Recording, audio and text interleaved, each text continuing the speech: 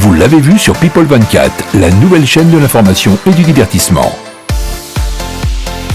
Alors maintenant, on va s'intéresser à l'équipe de France, parce que c'est quand même l'objet de notre émission d'aujourd'hui, du parcours des Bleus. Moi, je voudrais que vous me dites précisément comment vous avez perçu l'équipe de France. Pour vous, est-ce que l'équipe a fait vraiment un super parcours, aussi bien dans le jeu que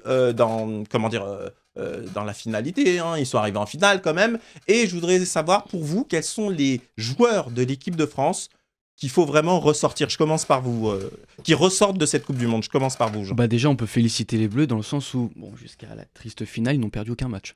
Phase de poule, ils n'ont perdu aucun match, ils sont plutôt très bien joués. Ils sont allés jusqu'en finale. Faut le faire, c'est pas donné à tout le monde d'aller en finale en Coupe du Monde. Pour la deuxième fois consécutive. En plus, 2018, on l'a gagné, pas en 2022.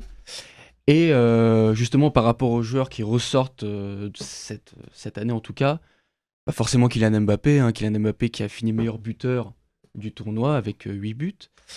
Et aussi, Tchouaméni. Pour vous, Tchouaméni fait partie des joueurs qui, là, s'est vraiment révélé au cours de cette Coupe du Monde. Oui, franchement, ça a été l'occasion pour lui de vraiment montrer son talent, surtout dans une compétition de cette envergure. On parle quand même de la Coupe du Monde de football. Et je pense qu'il a fait ses preuves.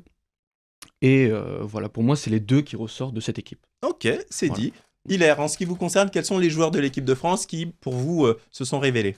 Moi, j'aimerais beaucoup féliciter Randal Kolo Muani. J'ai trouvé que son implication et son dévouement en fait, à l'équipe était vraiment très important et je trouve aussi beaucoup apprécié. Le fait qu'il rentre par moments en première période ou en seconde période, ça a vraiment donné ce point fort à l'équipe de remettre un peu en fait, du rythme et de la force dans le jeu. On se rend compte, Hilaire, que dans la finale, c'est quand il rentre la France bascule et se met enfin à jouer, puisque les 75 premières minutes, on n'a quasiment pas existé, Abdel. Oui. Qu'est-ce que vous en pensez ? Non, c'est vrai que Randal Kolo Muani a beaucoup apporté dans le sens où il y a des joueurs qui étaient d'expérience sur le terrain, mais l'expérience, ça suffit pas. Je pense que l'expérience de vie que Randal Kolo Muani a connue a fait pas mal de différences. Après, pour rejoindre Jean, c'est vrai que Kylian Mbappé a été incroyable dans le sens où il a énormément progressé déjà par rapport à la Coupe du Monde dernière. Et je pense que moi, je mettrais en avant Ibrahima Konaté, qui a fait pas mal de bonnes choses, qui a montré beaucoup de personnalité lorsqu'il a eu du temps de jeu. Et je pense que la génération, même si elle n'a pas terminé championne du monde, a un bel avenir devant elle. Jean, est-ce que vous ne pensez pas que...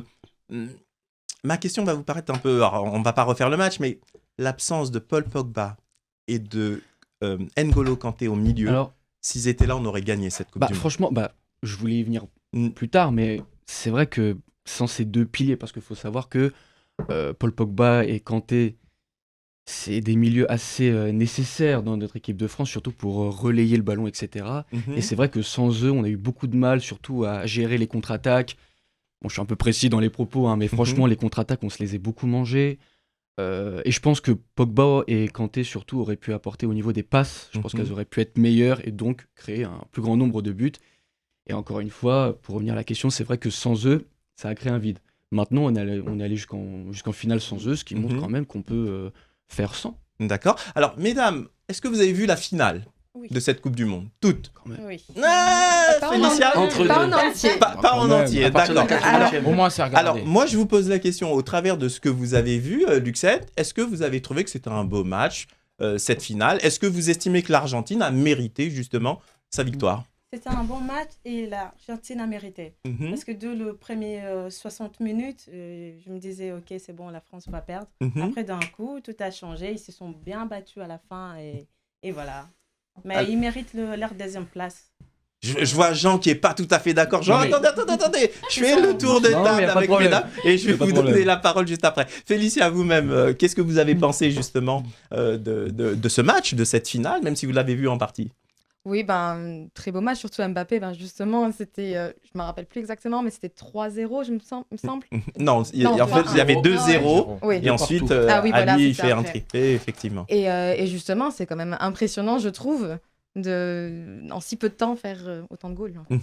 Et c'est fou de marquer un triplé en finale de Coupe du Monde et malheureusement pour la France ne pas la gagner. Ornella, vous-même, cette finale vous l'avez trouvée comment ? Vous qui n'êtes pas spécifiquement foot, est-ce que vous avez trouvé le côté dramaturgie justement, le fait que au départ on s'est dit mais où est l'équipe de France ? Bon c'est bon, on va perdre et de manière ridicule, on allait être les dindons de la farce, la honte quoi. Et on a un joueur exceptionnel, Kylian Mbappé, qui vient, grâce justement à cette entrée de Kolo Muani, qui a provoqué ce penalty et qui nous redonne espoir. Comment vous avez perçu cette finale? Moi, je trouve que c'était incroyable. J'avais limite envie de parier. Je regardais tout le monde, je voulais trop parier. Après, j'ai eu l'impression que, en fait, dès que quelqu'un met un but, ça démotive l'équipe d'en face. J'ai l'impression que dès on marque un but, on peut limite en remarquer un tout de suite derrière, tellement que l'équipe d'en face, ils se disent « Ah bah merde, on va perdre ». Ah mais vous voyez, regardez, Ornella n'est pas technicienne du foot, mais honnêtement, Hilaire, c'est vrai ce qu'elle dit. Regardez les Argentins, dès qu'il y a eu ce but au penalty, pendant quelques minutes, en plus...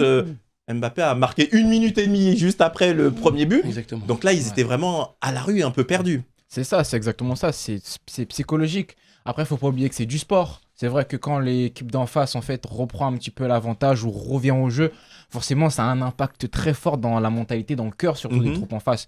Et je trouve que, en fait, ce qu'elle a dit, c'est super important et super intéressant. Et ça s'est joué à ça aussi.